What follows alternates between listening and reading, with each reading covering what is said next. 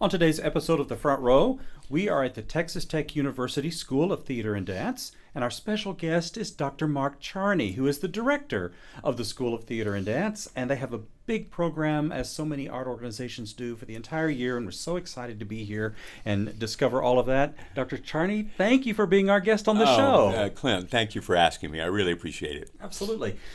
Let's begin with you and your journey that brought you to Texas Tech, so people will know a little bit more about you. Well, this is year 14, which I think in our college is a little odd, considering we've had like 4 or 5 directors of music and 4 or 5 directors of art. And I think we're on our 5th dean in my time here. I came because I was at Clemson for altogether 31 years. I was an undergraduate there. I was an instructor for 2 years. And then I was there for 25 on top of that. My degree's in English and my PhD's in English from Tulane. I headed the English department there for a while, but when I was heading the English department, I also was working in theater, and I was working with the Kennedy Center American College Theater Festival, where I was traveling on their selection committee to all 8 regions and seeing 92 plays in 8 weeks. Anyway, I was so overwhelmed with an 87-person English department that when the School of Performing Arts, the Department of Performing Arts, reached out and said, our playwright is retiring, would you like to come here? I thought, oh my God, it's a small organization. There are like 8, 12 people in, even fewer than that, in theater. And I thought, well, this may save my life, because I had gained a lot of weight. I was sitting down all the time. I was writing 87 evaluations a year for the English department, and I was doing all this work for the Kennedy Center. So I moved over there, one of those rare professors who gets to completely reinvent himself when he's 50 years old, and started a career in theater. And partially because I had been directing plays for them for years, and also because I was having some success as a playwright. That being said, I was there for 6 years. The English department was huge, and really people there were actually nominated for the National Book Award, but the Department of Performing Arts was very small, and I liked it, and I loved directing there, and I liked heading that program. But after a few years, I thought, well, this is, I'd like to see if I can try my hand at a bigger program.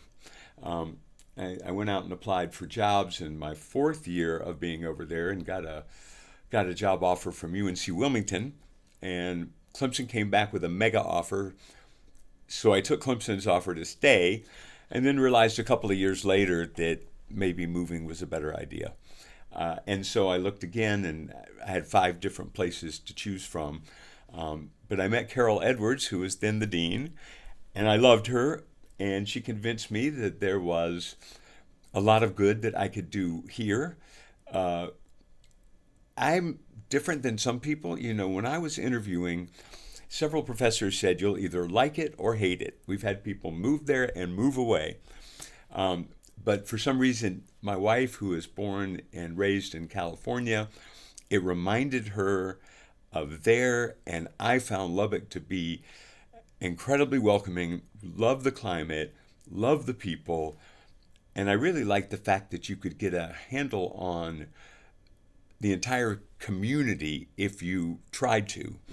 And so I came here in 2012 and directing this program, and I think we implemented a lot of changes that needed to happen based on our accreditation agency, and faculty who were dissatisfied, and graduate students who gave me a list of 42 things to change in the first year. And I think we actually changed like 36 of them in the first year. So the first 8 years were so exciting, and I loved working with Carol, and I love the place. So I ended up thinking, well, I don't think I'm going to move around. I think this will probably be my second and final home. So right. Well, we're so fortunate to have you. And like Thank most organizations or art organizations that sort of they fulfill, of course, an academic mission, but they're also outward looking because the public is very much a part of what goes on. That's right. And it's so exciting at the start of a year because you know that an art organization has a program for the year and exciting things to happen. And I would love for you to tell us what Theater and Dance has on offer this year.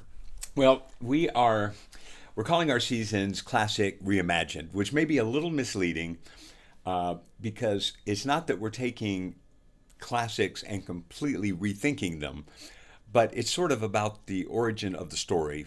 Our first show, Lizzie, is based on the story of Lizzie Borden. And of course, that's a violent story. We all know Lizzie Borden took an axe, gave her 40 whacks, that sort of thing. This is sort of, if you like the musical Six, it's not unlike that, where you have four women, and it's sort of a rock gothic opera that traces the murder and based on the story and the legend. So in so many ways, that reimagines that story we've all heard. We always have our fall dance festival. That's always exciting, and to me, one of my favorite dance events because our senior BFA choreographers, they each choreograph, direct, stage specific pieces, and so all of them have, 5 to 8 to 10 minutes to develop their particular piece, and that's happening in the fall. And then we're doing Hamlet. And we haven't done Hamlet before. Bill Gelber, who was, instrumental in the changes we made when I first got here, and one of the few people left from when I first got here, his dream was always to do Hamlet, and he's retiring at the end of the year. So we're going to lose him, but we're delighted that he wants to do Hamlet. He said it was going to be a Hamlet for the 21st century. I'm not quite sure what that means. And it's funny because until he cast it, he's sort of hesitant to talk about it. And he's casting it tonight. But I do know when he had callbacks, he called back one of our female actors for Hamlet, which could be interesting. No idea if she'll get the role. So I just heard that he called her back. But I know that this is Bill's dream project. And the idea of doing this was like, once I do this, I can retire. Right. Yeah. So, and listen, Hamlet's daunting and exciting. I saw the production that was 5 hours with Kenneth Branagh in London. Thank goodness he's cutting that in half. Instead of 4,000 and something lines, it's 2,000 and something lines, which I think has to be done. Even with Kenneth Branagh in it, 5 hours was long. Yeah. And so I think Bill's very cognizant of that. So that comprises our fall. In our spring, we begin with this really interesting project. It's called Rites of Spring. Now, when Charlotte Boyd Christensen was our head of dance, she always wanted to do Rite of Spring. Right, Stravinsky Ballet. Yes. Absolutely. Right. Yeah. And that's when we were really, and we still need to get back to doing shows in the community. There was an old cotton mill that was condemned. She wanted to do it in that cotton mill. It was great. But in the long run, to make it safe for audiences, we really never got to use that space. Chris Staley, who's our new director of Devise Theater, came in, and we have a program called Marfa Intensive, where we go to Marfa, Texas for 2 weeks, and we devise a show. And it used to be a singular event. We devise a show and show it there. So in 2 weeks, we'd have an hour-long show that was conceived and written and staged all by students. Nothing on the paper. So when Chris came in, he thought, why not wrap that into our season? So last year, the Ghost Project was part of that devised. So this year, we concentrated on dance. And we had actors and dancers both coming in to start thinking about the genesis of this play. He devises this with a new faculty member, only a year, Catherine Wilkinson, who left Columbia University to work with us this year. She's amazing. So the two of them led that Devise project. And along with Mallory Pruka and Tony De Niro, they're thinking about making this interdisciplinary. They're thinking about adding art, adding music, and really using actors and dancers for something that we have no idea what the shape will look like. Mm-hmm. So what's fun about that is that they'll be working on that all year, right, even though it's going on in the spring. So I think that's going to be exciting. And you just finished this, right? I remember seeing a summary of what you had just done in Marfa. We finished so if you think about a play as being the tree, we laid the seeds in Marfa. And it was fun. We had 3 students from Turkey, our partner institution, Bilkent University, sort of the Yale of Turkey. We had the winner of a Kennedy Center Award. And then we had choreographers, dancers, actors. And they're having meetings about what it's going to look like, and we really don't know. But it is based on Rite of Spring, which I didn't realize until we did a deep dive that's got a human sacrifice in it. There's all kinds of things. You think Rite of Spring, but then whoa. I guess the flowers are bloomed by the blood that's there. And also for the first time, so our MFA actors, they used to realize their thesis role upon graduation. MFA is Master of Fine Arts. Master of Fine Arts. Right. Yeah. So our graduating performance students, we'd give them a role or they would direct something. But we changed that a couple years back, following a model that I thought worked at Ohio State, where for their thesis, each of them produces, with no money, they write and produce a monodrama that's no longer than an hour, and we're having a festival of those. Last year was the first year I got to see what they were like, and I've got to tell you, Clint, they were remarkable. And when you have 8 really smart people, there's one young woman who's doing something that's sort of based on Katrina and, in New Orleans. Mm-hmm. There's another young woman who took my Tennessee Williams class and is doing sort of a prequel to Amanda from the Glass Menagerie. So we decided we needed to feature those. We thought our audiences would really love it. So each monodrama will be produced twice, mm-hmm, and we call it a festival of monodramas, and that's early in the spring. And then we have Rite of Spring is dance tech. We normally have something that's choreographed by our professors, but this is that new collaboration. So mm-hmm, that's what that will be.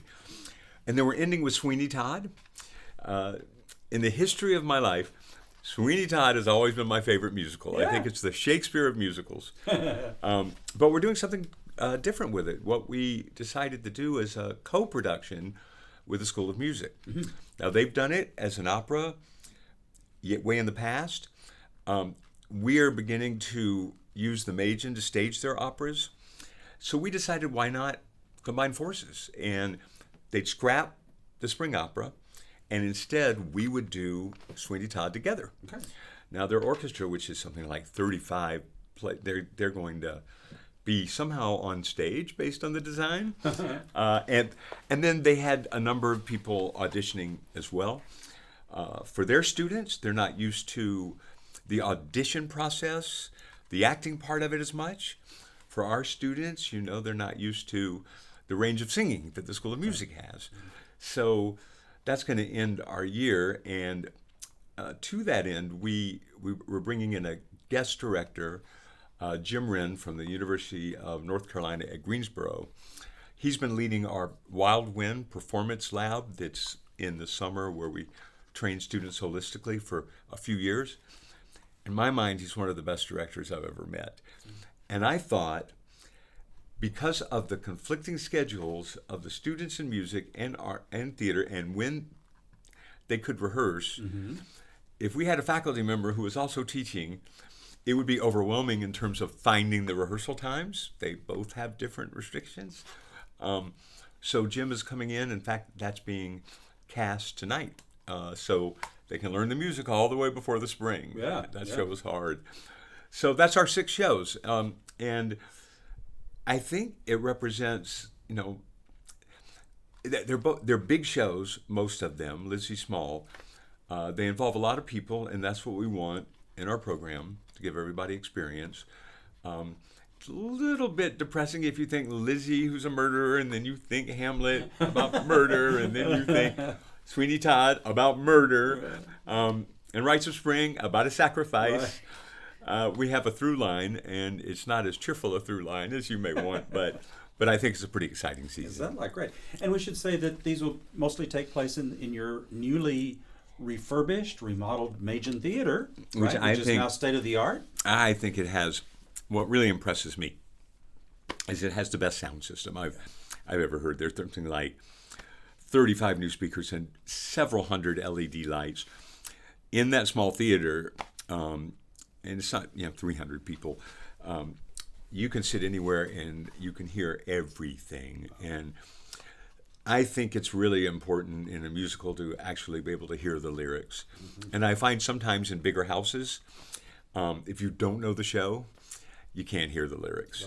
Right. And so it was really important to me. But we also have a black box that we use, and people love that because it's so flexible. Mm-hmm. You can go any direction. It could be in the round. It could be corridor. We also have a studio upstairs, 267, which is a classroom studio, but it's also performative. Mm-hmm. So the monodramas may be staged there. We have an adjacent company called the Burkhart Players. Every year, students from our program and students from the autism right next door, that particular building, collaborate on a production every year. And I never know what that's going to be, but that's still going on.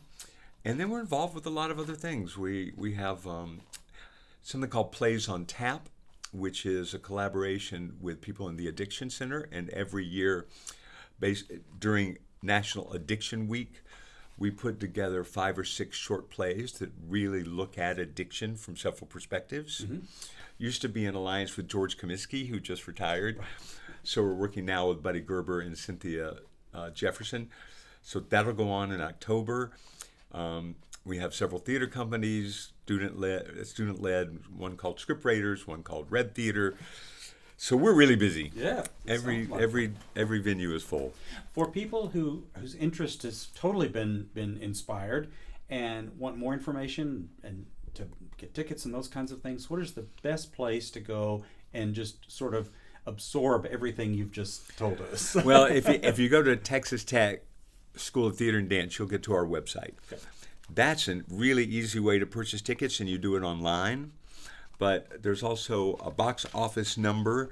That's 806-742-3603. If you want to call and get a ticket that way. There's a special that's, if you get a season pass, you get another one for free, and that's limited. So I would really recommend. But if you think about it, Clint, I mean, I think it's $10 for the public and $5 for students. You can't even go to a movie and have a date night that cheap. Not a chance. That's right. That's wonderful. Well, you're doing such fantastic work here. We really, really appreciate it. Our special guest on the front row today has been Dr. Mark Charney, who is the director of the Texas Tech University Theater and Dance. Thank you for your time today. Thank you, Clint. Let me tell you, thank you guys for everything that you do. We are so glad to have this radio station and you in our lives. So, it means a lot. Thank you very much.